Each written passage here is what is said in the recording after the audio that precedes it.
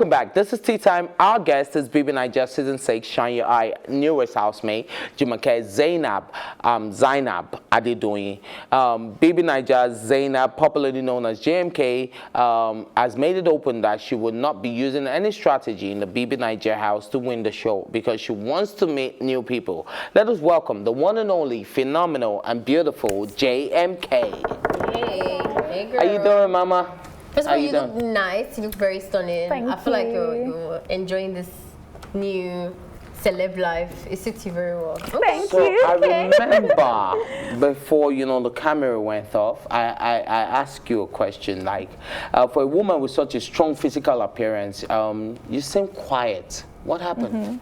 What happened to you? I'm going to throw that question back to you. What has my physical appearance got to do with me being quiet or loud?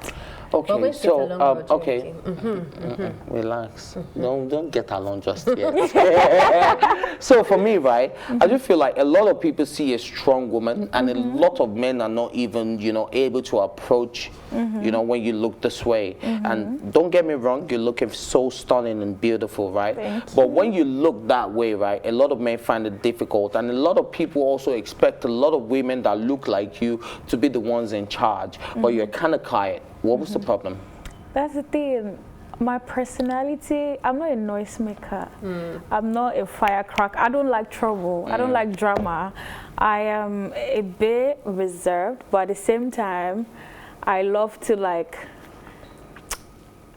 party. I think that's like the only bubbly part about me. Then when I'm with my friends, I'm very opinionated. I talk a lot when I'm with them. But getting into the house, these people are not people I've known before. So it wasn't easy for me to interact with them the way I would ordinarily interact with my friends outside the house.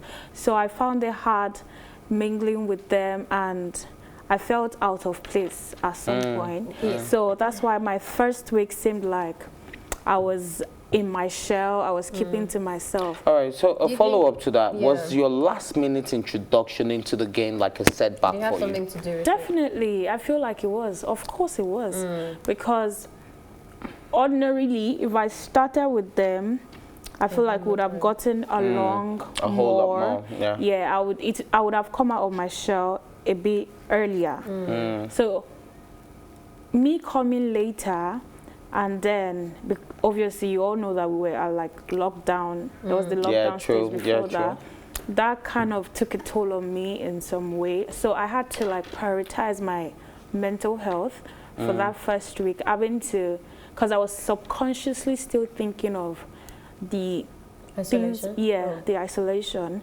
Then now being in the house, realizing that, what you watch is not actually the same thing as your experience in the house. Then the housemates were not as welcoming as I expected them to be, which is fair because they literally evicted people. And they already had friends. To bring us, and they already like had personal relationships with others. So they were like, they're cliques. And I'm not the one to force what was things. nice to you that was so extraordinary that like, I didn't expect this? The first day, I think the nicest person to me was Boma. Funny how. It was funny how? Funny how. How? Why is it funny now? Because now, I don't even know if I can stand him again. You saw the fight with Angel, right? Yes, of course I did. And you saw... Okay. Before we even go into that, you seemed eager to leave Big Brother towards the end of that. I mean, your previous answer now kind of just explains a few things. But was there something that you were looking forward to that you didn't have in the house that was... Yes, I was looking forward to like unity. I thought we would all actually get along, especially with the women. I thought it would be like some sisterhood kind of thing. We'll be showing the guys Pepe, using them to catch crews, that kind of thing. But it's funny how it was even the guys that warmed up to me more. Are you surprised about that though? No, I'm not surprised, but I was, at the back of my head, I was just hoping, You get that from girls too. Yes.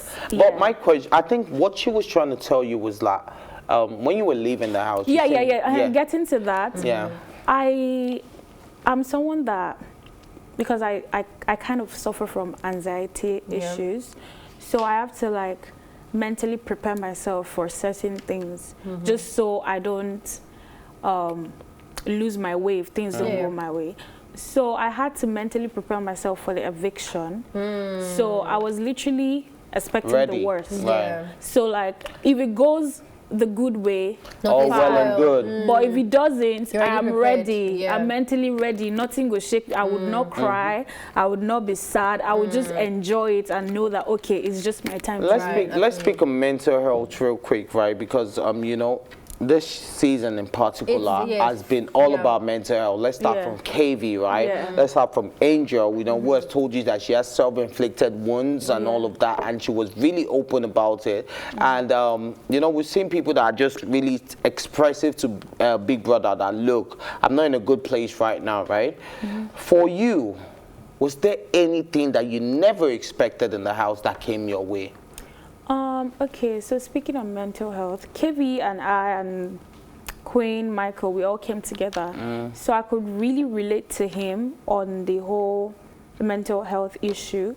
And I was like, God, KV is so strong. There were times that I also wanted to take voluntary exit. But at the back of my head, I was like, God, oh, you didn't come this far just to leave without any... Tell us some of those times. Like the first week, I was, what am I Give us one The first week was very hard for you. Give us one instance, something that really happened that you're like, can I call BB? There was one time I was literally on the dining table with everyone else. I think we just finished a task. I was sitting. I don't know what triggered me. I started crying. I tried to hide it, but some of the housemates noticed, then I went to the room. Then I think Angel and some other girls came to meet me like, oh, what's wrong? I was like, I'm tired. But subconsciously, in my head, I'm like, should I just tell Biggie that I want to leave? And it's not just leave because I want to leave. I wanted to leave to take care of myself. Because I wasn't myself. Like, you guys didn't even get half of me. I wasn't myself at all, but crying was my own way of releasing some of the pain. And to be fair, I think you had a beautiful relationship with some people. I think Davey didn't have that, but I want to touch on that a little bit. I like that you mentioned that, you know, we expected the girls to be together. I will expect the same thing to if I enter that kind of space, but I don't know if it's true. That's why I want to ask you this question. But from the TV, it looked like you and Angel had found like a sisterhood vibe and stuff like that. So tell me more about that. Like, was that legit a thing? And do you think it will continue when she comes out? It's funny how, so when I came, Beatrice left the same day I came in. So Angel was like crying. She was sad. Then like few hours later, she just came to me. Oh, I want you to stay on Yerin's bed. I want you to stay on the bed beside me. That to me was like, oh, she's nice, because every other person could have said, if you like, don't go and find bed. You go sleep for floor now, that kind of thing. But she cared enough to want me to stay beside her. Then as time went by, we started getting along, started gisting, you know, doing stuff together. It was genuine. There was nothing about Angel and I's relationship that was fake or a game, because I have good friends outside the house. So my friends and my family, they're my backbone. So I know, and I pride myself in being a good friend. And I saw how open she was to me and how misjudged the other housemates felt about her. So I just wanted to be that friend for her. All right, so we're running out of time, but we'll play a quick game with you. Just 3 questions. One has to go. You have to pick just one. Eba, semo, pounded yam. Semo has to go. Yes, get out. White money. Perry. Queen. Perry. Nike, Adidas, Puma. Puma. Alrighty, and yes, that is a wrap for me today, but thanks for watching.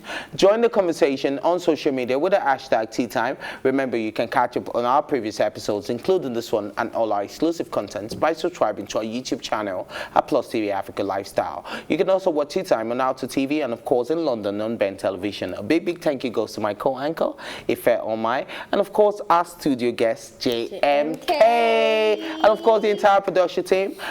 This is PlusTvAfrica's TEATIME. time. My name is Ife Oshun Keye. Let's go.